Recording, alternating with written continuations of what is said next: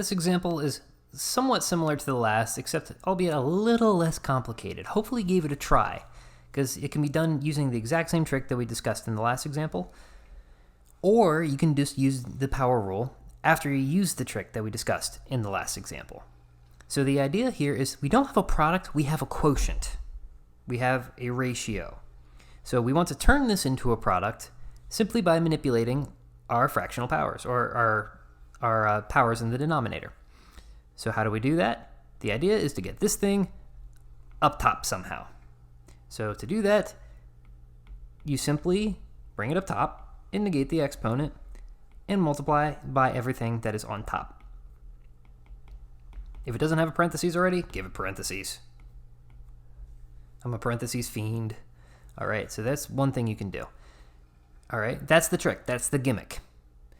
Okay, now the idea is to derive this. There are two ways you can do it. You can either use the product rule, which we will do for the sake of this example, or what would actually be easier is if you FOILed this through here and then combined your exponents as according to exponent rules.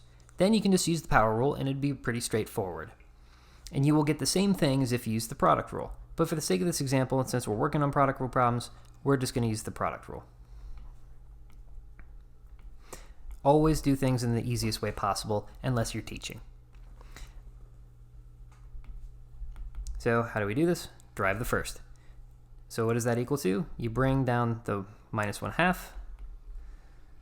and then you subtract 1 from the exponent. That gives you minus 3/2. Copy paste the second.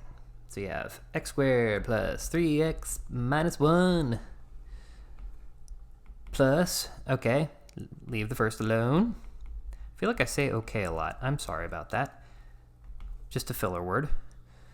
And okay, so we leave the first one alone in this case, and then in the second one we derive this. So we have 2x plus 3.